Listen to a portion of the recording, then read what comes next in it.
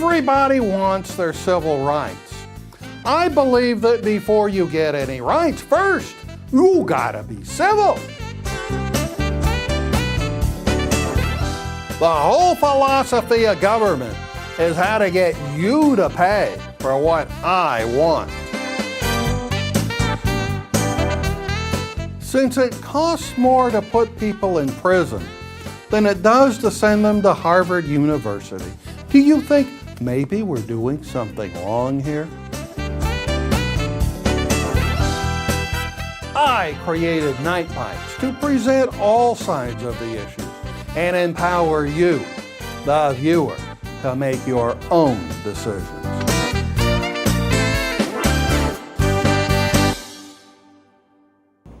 Howdy, folks. Welcome to Nite Bites. I'm your host, Clark Garen. And I'm your new co-host, Robin Coleman.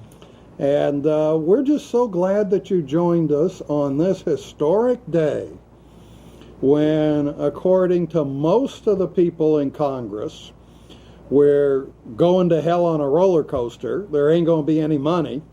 But yet the House did not pass the $700 billion bailout bill. Thankfully. Well, frankly, I mean, hey, I'm 62 years old. I don't really care that much about the $700 billion because I ain't going to have to pay it back. You're the one who ought to be upset. Well, it's not like I'm going to have any Social Security when I get there anyway. What's Social Security? Exactly. But what do you think? I mean, you're very young, and you're one of these people who's going to have to look forward to paying this $700 billion back to these banks. What do you think about the bailout bill? I think it's ridiculous. Why? Because we're basically refunding people for taking on things that would have made a lot of money had their bets been hedged properly. And at the same time, we're bailing out the financier, and we're not bailing out the people who are most affected with the foreclosures. Okay, well, but their theory is the banks have all these mortgages that are all jumbled up in investment pools. Mm-hmm. And nobody wants to buy them. The banks are stuck with them on the balance sheet. So they figure if they sell them to the government, they'll have more money to lend and make the world go round. Now, apparently part of the problem was their erroneous accounting practices that they've been using and trying to rebalance out the fact that the mortgages have been devalued so much. Well, you know, actually, you make a very good point. Because a big part of this problem is their accounting. When they had the Enron thing, they came out with some new accounting rules. And one of the things, I'm serious about this. It's like new math. Yeah. No, it basically overstates the problem, because one of the things the bank is now required to do is when your loan goes into default, on their books, they're required to value that loan at zero, even though that house will be foreclosed for something. Right. Since it's in default, instead of going, if you owed $800,000 or you owed $400,000, that home is going to sell for something, but they have to value it for zero.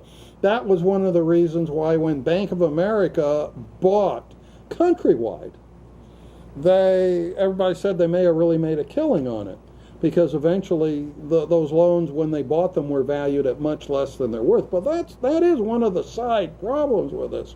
But my whole real problem with this is they say the problem is all the homes in foreclosure.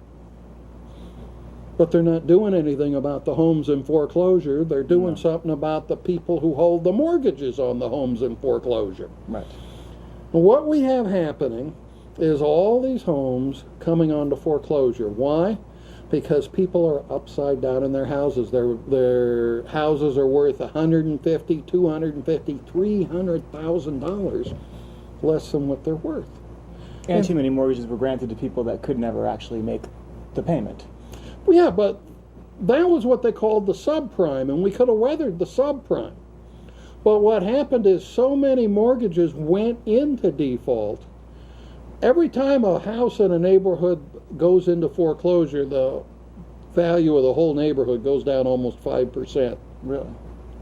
And so what started happening with all these foreclosures coming the prices of the neighborhoods just started falling dramatically. And it just started being like a snowball going down a hill as the values went lower and lower. So now people who can't afford to make the payments are sitting here looking, okay, I'm paying debt on $500,000 and my house is only worth $200,000. I think I'm going to give it back to the bank. Why do I want to pay for the $300,000 more than my house is worth now? And so these people are joining the foreclosure process, people who actually can't afford to make the payments, but just say, gee, I should walk away from this. And that's so ridiculous because eventually it will bounce back and it will be valued at what it was formerly, at least someday. Well, maybe it will, but on the other hand, you're paying interest on all this extra money. People are walking away from them, and that's what's making this foreclosure problem worse. And the problem is the $700 billion doesn't do anything about that. Now, if I owned an apartment house that suddenly dropped by half of its value, I could file a bankruptcy reorganization. Let's say I owned $1 million apartment. I paid $1 million for it. I owed $1 million on it. Now it's worth $500,000. I can file a bankruptcy reorganization, and my debt on that apartment house will be reduced to $500,000. And that's all I'm going to have to pay on. And the other $500,000 will be unsecured creditors, and they'll go by the wayside. Won't have to be paid. So if I'm a rich apartment owner, I can get relief. But if I'm a homeowner trying to make it, I cannot reorganize my debt on my own home. That's part of the Bankruptcy Reform Act of 1978. And that's what has created this problem. That's what has created all of these foreclosures.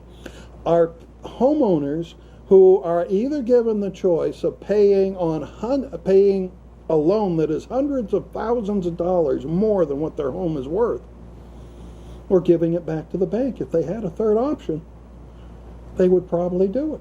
Right. And this bailout does nothing about that. Not a thing.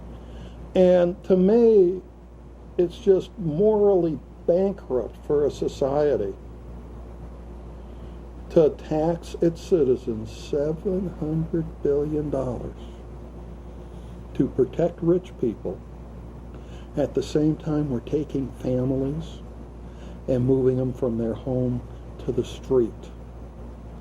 That's a new definition of immorality. And this whole plan was cooked up by a man who ran for office as a compassionate conservative. George W. Bush said he was a compassionate conservative. And when they did the Bankruptcy Reform Act of 2005, he said, well, we wanted to have personal responsibility.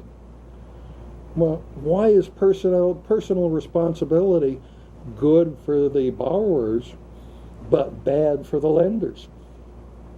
Why is it that Citibank doesn't have to have personal responsibility, but me as their borrower, I do?